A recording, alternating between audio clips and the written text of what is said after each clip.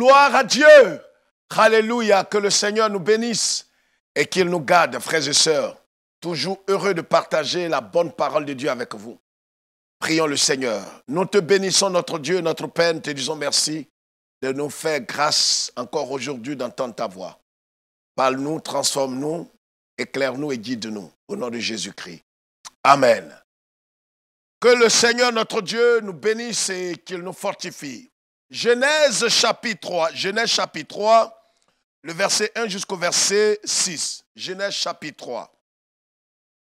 Le serpent était le plus rusé de tous les animaux des champs que l'Éternel Dieu avait fait. Il dit à la femme, Dieu a-t-il réellement dit, vous ne mangerez pas de tous les arbres du jardin? La femme répondit au serpent, nous mangeons du fruit des arbres du jardin.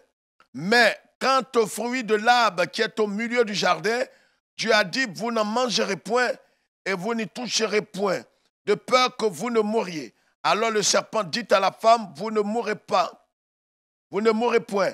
Mais Dieu sait que le jour où vous en mangerez, vos yeux s'ouvriront et que vous serez comme Dieu, connaissant le bien et le mal. La femme vit que l'arbre était bon à manger et agréable à la vue, et qu'il était précieux pour ouvrir l'intelligence, elle prit de son fruit et en mangea, et elle en donna aussi à son mari qui était auprès d'elle, et il en mangea.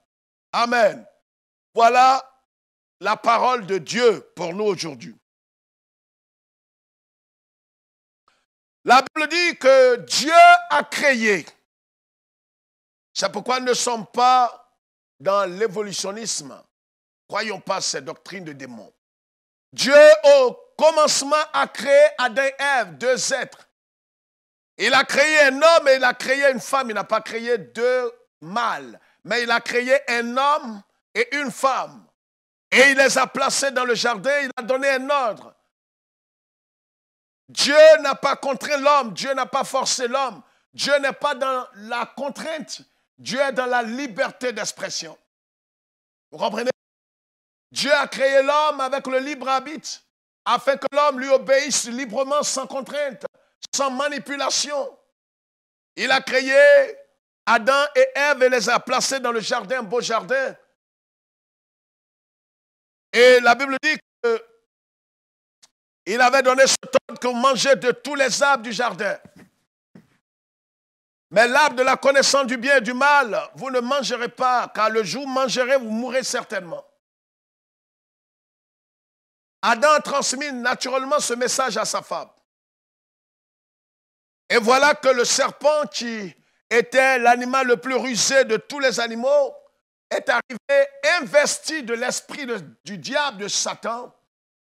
Satan, qui était l'archange adulé dans le ciel, avait péché contre Dieu. Dieu l'avait précipité sur la terre. Alors il était dans le jardin, il a séduit la femme. Il a dit à la femme, est-ce que Dieu a réellement dit que vous ne mangerez pas de tous les arbres du jardin? Frères et sœurs, je voudrais humblement partager une parole à travers ce texte avec vous. Le thème que je voudrais donner à ce message aujourd'hui est intitulé « Ne doutez jamais de Dieu ». Vous m'avez saisi? Ne doutez jamais de Dieu. Ne doutez jamais de Dieu. Dieu avait parlé pour le bien-être de l'homme. Vous savez, quand Dieu donne un ordre, c'est pour notre bien-être, c'est pour notre sécurité, c'est pour notre salut, c'est pour notre santé. Dieu a dit à l'homme, vous ne mangerez pas cet arbre, le fruit de cet arbre. Le jour où vous mangerez, vous allez mourir. Mais le diable va mettre en doute la parole de Dieu. Voici comment est-ce que plusieurs sont tombés dans la disgrâce, comment plusieurs sont tombés dans le péché, comment plusieurs ont été déchus. Le diable commencera toujours à mettre en doute la parole de Dieu dans votre cœur. Le diable va mettre en doute la pensée, la parole du Seigneur. La femme a jugé bon de discuter avec le serpent. Quelle histoire de discuter avec le serpent? La femme a osé. À chaque fois que le diable voudra vous détruire, vous déconnecter de Dieu, à chaque fois que le diable voudra vous séparer de Dieu, à chaque fois que le diable voudra mettre le grappin sur vous, il va vous amener à douter de Dieu. Et la première chose que je voudrais souligner, c'est de vous amener à douter de la parole de Dieu. C'est la première chose qu'il va faire. Si vous doutez de la parole de Dieu, Dieu tient à sa parole. La Bible dit qu'au commencement était la parole. La parole était avec Dieu et la parole était Dieu et en elle était la vie. Et cette vie est la lumière des hommes. Donc au commencement était la parole. C'est cette parole qui est Dieu. Et tout ce qui a été fait par la parole. Dieu ne juge pas par autre chose. Voyez, c'est pourquoi il dit que sa parole ne retourne pas à lui sans avoir accompli son effet. Dieu tient à sa parole. Dieu est étroitement lié à sa parole. Dieu n'accomplira rien dans votre vie si ce n'est sa parole. Si Dieu n'a pas dit une chose sur votre vie, il ne l'accomplira pas. Dieu est attaché à sa parole. Dieu est lié à sa parole. Dieu n'est pas au-dessus de sa parole. Dieu est dans sa parole. Vous comprenez? C'est pourquoi il ne peut pas se renier. Si Dieu vous a dit une chose, attachez-vous à ce que Dieu vous a dit. Attendez le temps de ce que Dieu vous a dit.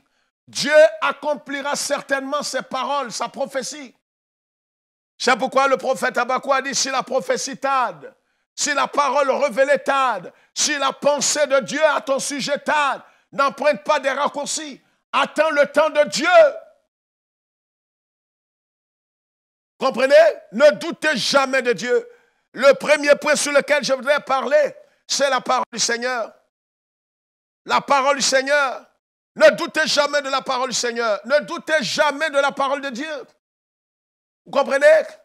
Dieu est lié à sa parole. Dieu est attaché à sa parole. Et si vous doutez de la parole de Dieu, vous n'avez plus d'espérance. Malheureusement, aujourd'hui, beaucoup doutent de la parole de Dieu. Le serpent est venu et il a mis en cause la véracité de la parole. Voilà ce que le diable a fait dans votre vie. Voilà ce que les faux prophètes font aujourd'hui. Ils mettent en doute la véracité de la parole. Ils vont intervertir la parole. Ils vont interpréter autrement la parole. Est-ce que Dieu a dit que si tu divorces, tu ne dois pas te remarier pendant que ton conjoint est vivant? C'est parce que Dieu voulait dire. Voilà comment est-ce que ces mercenaires, ces aventuriers, ces commerçants de l'évangile vont pervertir la parole de Dieu. Or, le Seigneur dit, en Romains chapitre 7, qu'aussi longtemps que ton conjoint sera vivant, si vous êtes marié et que vous divorcez, aussi longtemps que l'un des conjoints est vivant, c'est la Bible qui le dit. Ce n'est pas une église, ce n'est pas la doctrine d'une église. Quand on dit ça, on dit non, c'est les baptistes, c'est les assemblées de Dieu, c'est les pentecôtistes, c'est les évangéliques, c'est Source de Vie qui dit ça. Non, c'est la Bible qui le dit en Romains chapitre 7. Lisez la Bible. Maintenant, où est-ce que le bas blesse? C'est que le diable a instruit plusieurs théologiens pour pervertir la parole de Dieu. Il saute le verset de son contexte pour en faire un prétexte. Ils iront jusqu'à dire, parce que c'est l'un des grands problèmes parmi les chrétiens évangéliques aujourd'hui. Parce que les gens divorcent, ils se remarient, ils divorcent, ils se remarient, ils divorcent, ils se remarient. Je connais un jeune homme qui a à peine 45 ans, il est à son 3e mariage. Je le connais bien. Dans une ville de la Côte d'Ivoire, je le connais. Il est à son 3e mariage, à peine 45 ans. Et il est pasteur. Il est pasteur, s'il vous plaît. Il est à son 3e mariage. Et pourquoi? Parce qu'il a perverti la parole de Dieu. Quelqu'un lui a dit non, c'est parce que Dieu vous l'a dit. Si tu n'as pas pu supporter le caractère de cette femme, divorce et prends une autre. Nous sommes dans la période de la grâce. Vous voyez comment les gens ont perverti la grâce de Dieu. Ne doutez pas de Dieu. Premièrement, ne doutez pas de la véracité de la parole de Dieu. Si vous doutez de la véracité de la parole, vous doutez de la parole de Dieu, il n'y a plus d'espoir pour vous. Dieu est dans sa parole. Et si vous doutez de la parole de Dieu, c'est que Dieu n'a plus rien à faire avec vous. Voyez ce que le serpent a fait. Quand il est venu, il a mis en doute la parole de Dieu. À chaque fois que le diable voudra vous détruire, à chaque fois que le diable voudra vous séparer de Dieu, à chaque fois qu'il décidera de vous embrouiller, il va mettre en doute la parole que vous avez reçue de Dieu. Dieu vous a dit de rester fidèle. Il vous a dit de rester loyal. Il vous a dit de rester intègre. Certainement, quand vous voyez autour de vous, vous dites, comment est-ce que je peux être intègre? Avec tout ce qui se passe, je vais me mettre dans le contexte. Ne vous mettez pas dans un contexte. Restez isolé. Regardez ce qui est arrivé à Élie. Élie était pratiquement seul. C'est vrai qu'il y avait près de 7000 prophètes que Dieu lui-même avait cachés. Mais face à Akab, le roi impie, Élie était seul, les autres étaient cachés là. Élie était face à Akab. Il ne s'est pas plaint. Voyez, en Christ, ce n'est pas la démocratie, c'est la théocratie. Ce n'est pas le grand nombre qui remporte. C'est là où se trouve la vérité, parce que Dieu, lui seul, fait la majorité. Vous avez entendu là? Dieu, lui seul, fait la majorité. Vous comprenez? Ne doutez jamais de la véracité de la parole de Dieu. Dès l'instant où vous commencez à douter de la parole, c'est terminé. Vous allez tomber, vous allez chuter, vous allez être déconnecté de Dieu, vous allez être séparé d'avec Dieu.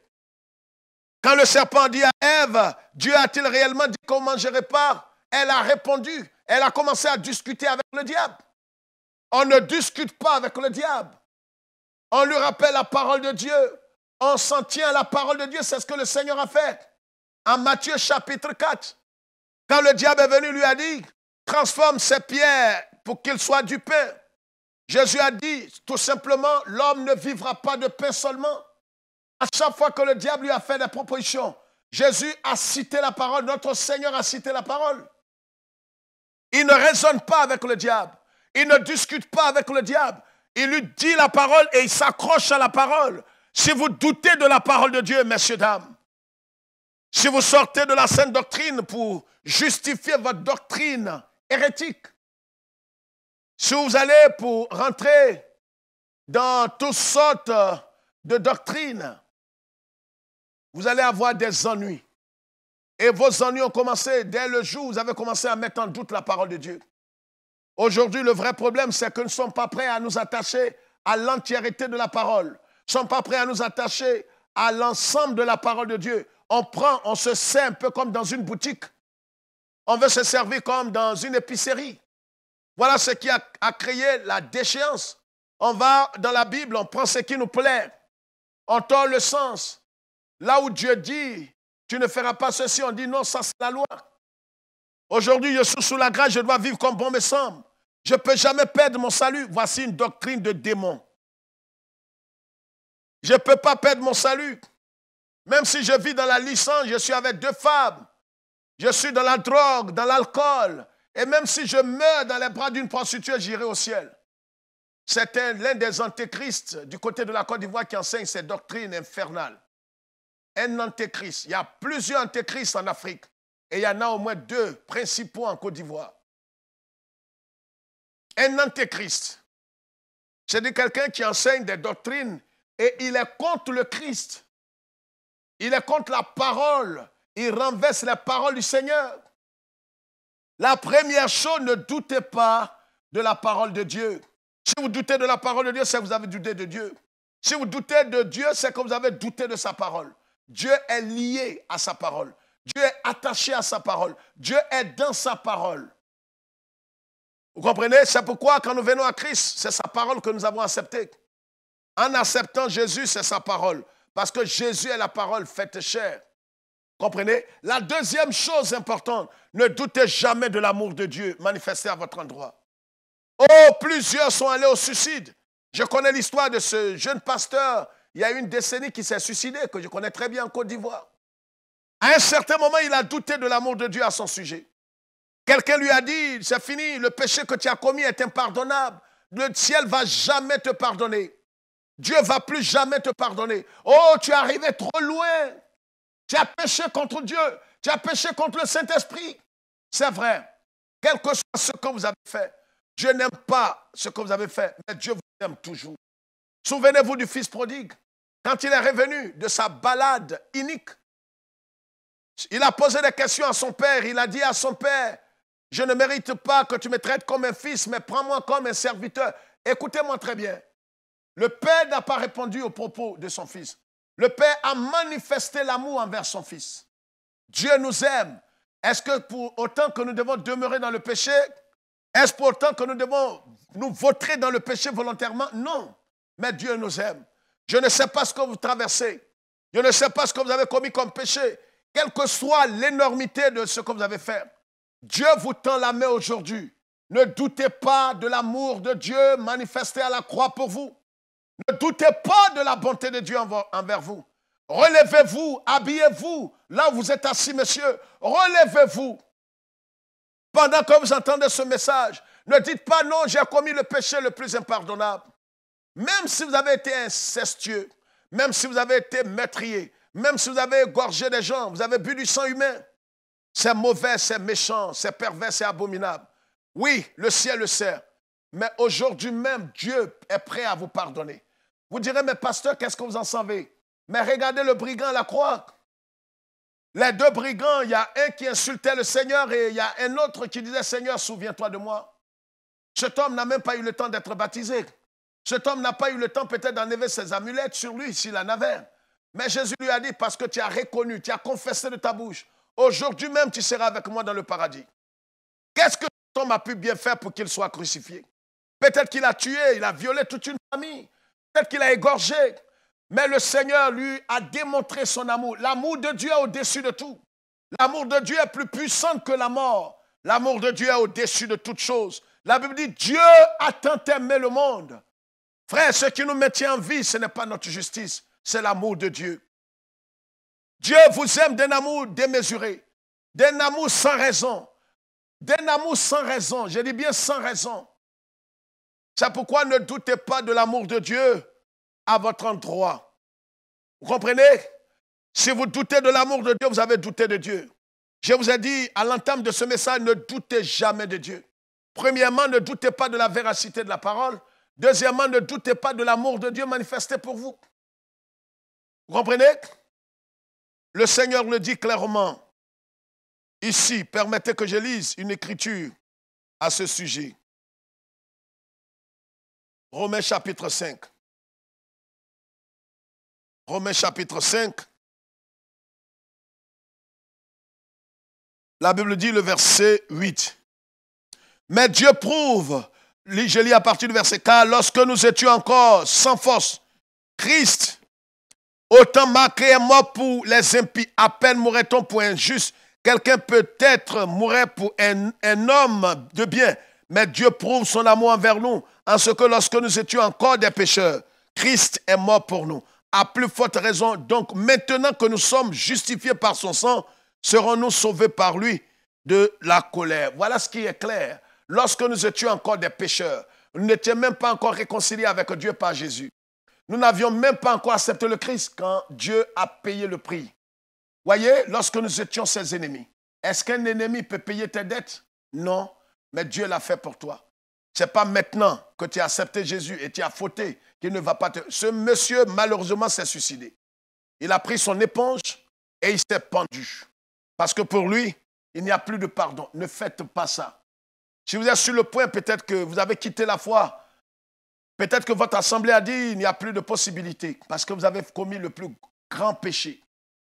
Dieu vous aime. Aujourd'hui, pendant que vous entendez ce message, quelle que soit la grosseur, la noirceur, si on le dit ainsi, de ce que vous avez fait, de l'action que vous avez posée, Dieu vous aime encore. Revenez à lui aujourd'hui. La troisième chose pour terminer, ne doutez pas de la puissance de Dieu.